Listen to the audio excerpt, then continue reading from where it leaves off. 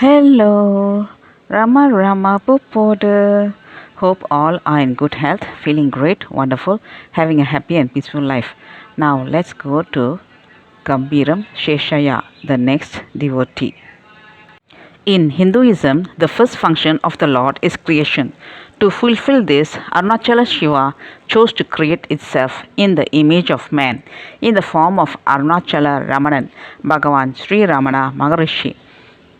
For the second function, preservation, he sent boulders like Palani Swami, Mother Alagamal, Ramanatha Brahmachari, and others to look after Bhagavan's body and his environment.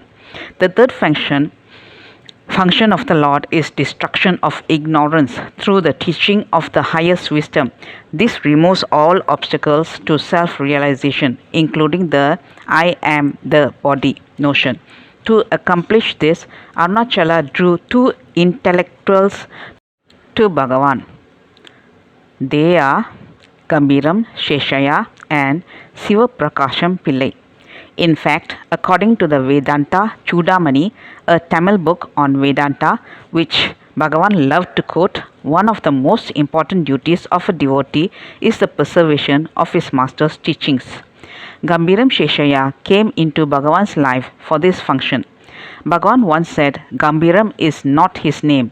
Gambhiram is a title given to his family. His great-grandfather was serving a king and was given the title Gambhiram, meaning majestic nobility, because of his uprightness. That became their family name. Coincidentally, on the first or second day, Bhagavan went begging in Tiruvannamalai. He happened to stop in front of a house where four people were gambling and playing cards. When, as usual, he clapped his hands for food, the house owner went in and shamefacedly brought out some food for Bhagavan. This man was Gambhiram Seshayya's brother, Gambhiram Krishna Iyer. From that day, he never gambled again. Gambhiram Seshayya, a government officer, was well read in philosophy. In 1900, he was transferred to Tiruvannamalai, where he heard of an ascetic Brahmin boy who lived in Virupaksha cave.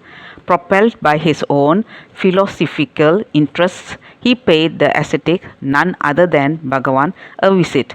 Just one glance from Bhagavan, and Gambhiram Seshayya was captivated.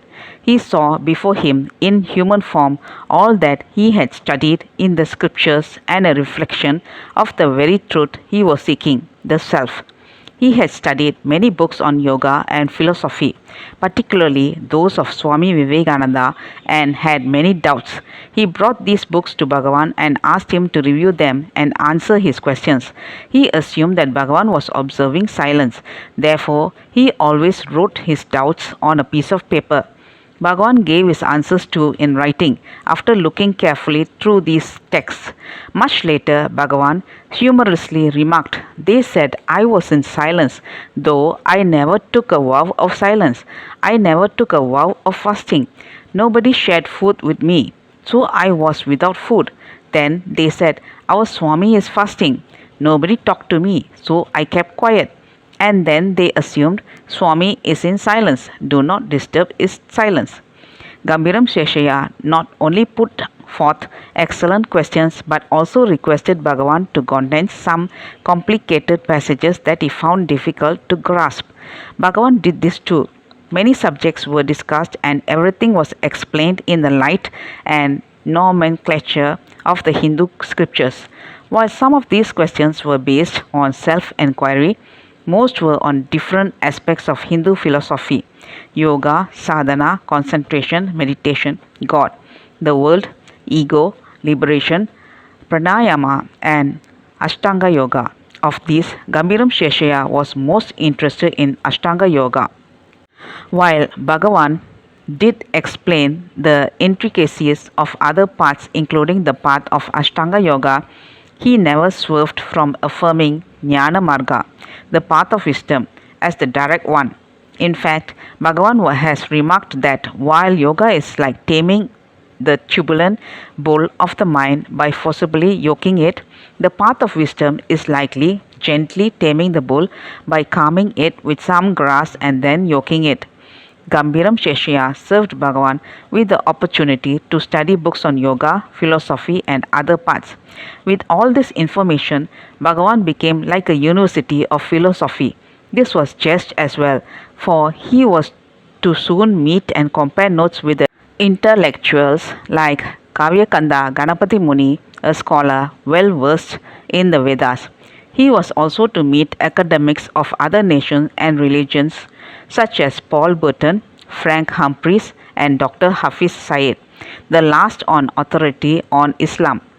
Gambhiram Seshayya served as a means of helping Bhagavan fulfill this function. Gambhiram Seshayya was also instrumental in taking those slips of paper and notebooks with his questions and Bhagavan answers for future devotees. The information from these became Vichara Shangaram, the first book on the teachings of Bhagavan in Tamil. It was later translated into English and titled Catechism of Enquiry. Afterwards, its title was changed to Self-Enquiry. Arunachala, Akshara, Manamalai, Pairam, Vrutam, Taruna, Runamani, Kirana, Valinigar, Taruma, Sharamana, Magilmalai, Teruna, Diyadiru, Vadiyar, Tirumarul, Teliya, Paruvudal, Purulaga, Karuna, Karamuni, Ramana, Viyanuva, Kayinar, Sulliyadu, Kadiyaga, Varuna, Salamena, Vagame, Yarivodu, Malvar, Sivanula, Kalvare, Muruganar. Meaning, this joyful marital garland of letters, which resembles a beam of the light of the rising sun, was sung by the noble sage Ramana, the ocean of compassion, with the object of removing the delusion of the devotees who sought his grace. Those who look upon it as their sole refuge will realize within themselves that they are Arunachala and will reign in the world of Shiva, Muruganar. That's all, folks. Let's see in the next chapter. Thank you. Bye bye. Rama Rama Puppodu.